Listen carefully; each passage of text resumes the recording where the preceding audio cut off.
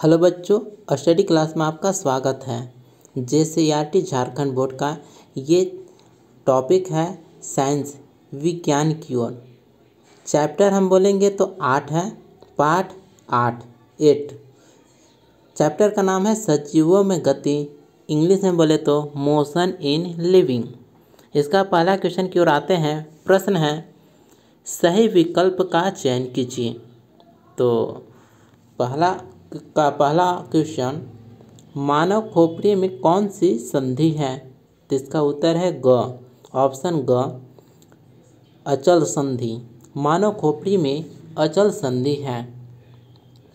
दूसरा प्रश्न, सर्प किस अंग से गति करता है? तो इसका ऑप्शन है घ सही है, संपूर्ण शरीर।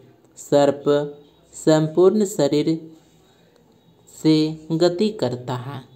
तीसरा प्रश्न, कंधे में पाई जाने वाली संधि है? तो इसका उत्तर है ऑप्शन ख, कंदुक और खलीखा संधि।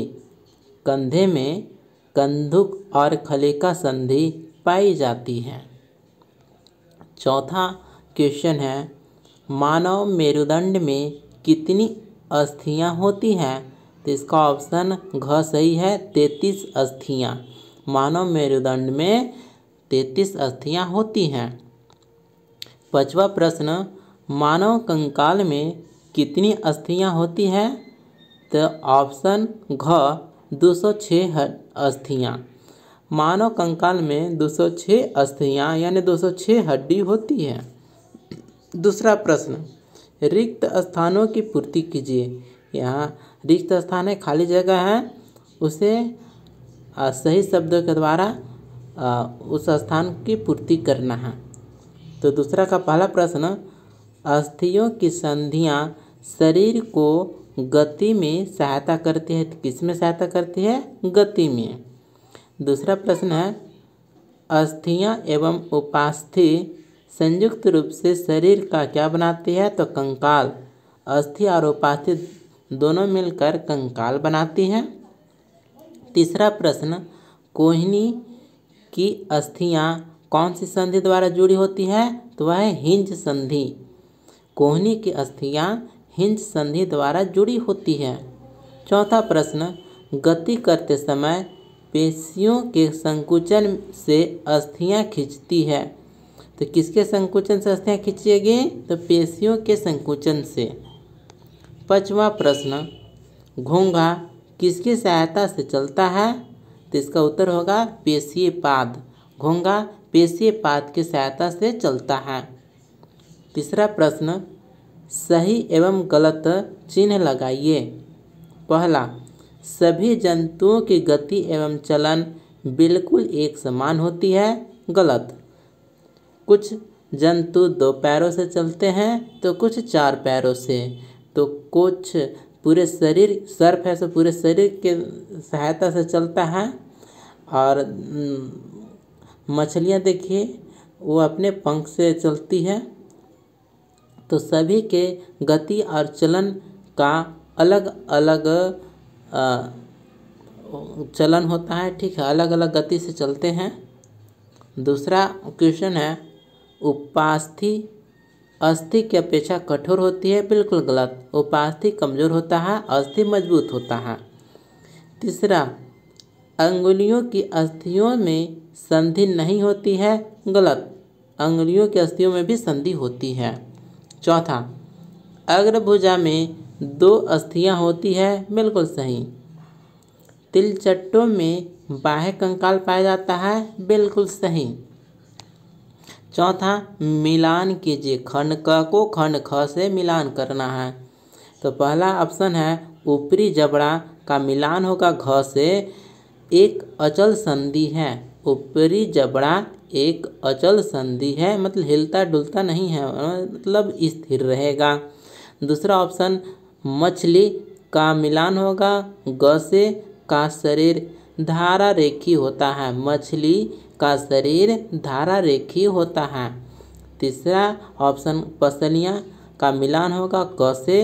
हृदय की सुरक्षा करती है। पसलियाँ हृदय की सुरक्षा करती है। चौथा ऑप्शन है घोंघा का मिलान होगा अंग से, बहुत धीमी गति से चलता है। घोंघा बहुत धीमी गति से चलता है। पांचवा ऑप्शन है तिलचट्टा का मिलान किया जाएगा ख से, हवा में उड़ सकता है। तिलचट्टा हवा में उड़ सकता है। इस प्रकार से मिलान करना है, पहला का घ से, दूसरा का ग से, तीसरा का क, चौथा का अंग, पांचवा का ख से। पांचवा प्रश्न, आपके हाथ की संधि का नाम लिखिए जिसकी सहायता से आप बैडमिंटन रैकेट पकड़ पाते हैं।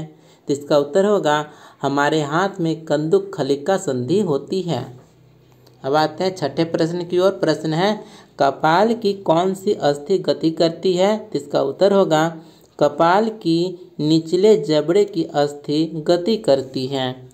सातवां प्रश्न, उपास्थि किसे कहते हैं। तो इसका उत्तर होगा कंकाल के कुछ अतिरिक्त अंग हैं जो अस्थियों के जैसे कठोर नहीं होते हैं और जिन्हें मोड़ा जा सकता है, उन्हें उपास्थि कहते हैं।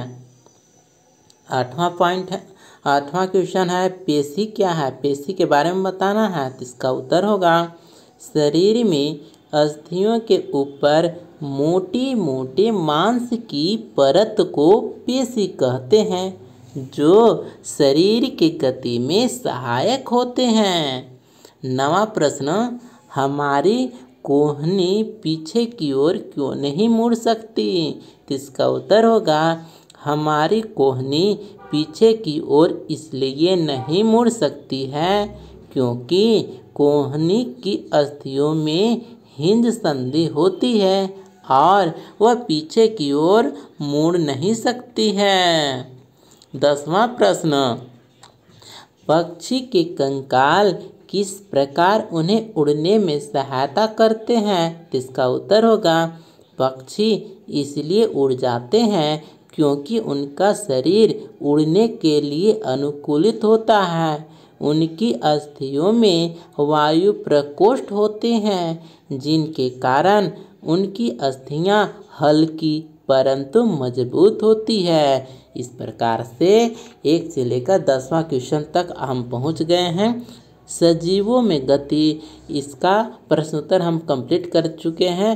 साइंस विज्ञान की ओर चैप्टर 6 क्लास का सभी चैप्टर का क्वेश्चन आंसर हम इस चैनल में ला रहे हैं। कृपया सभी वीडियो को देखें और अपने दोस्तों के साथ भी शेयर करें। मिलते हैं अगले वीडियो में। धन्यवाद।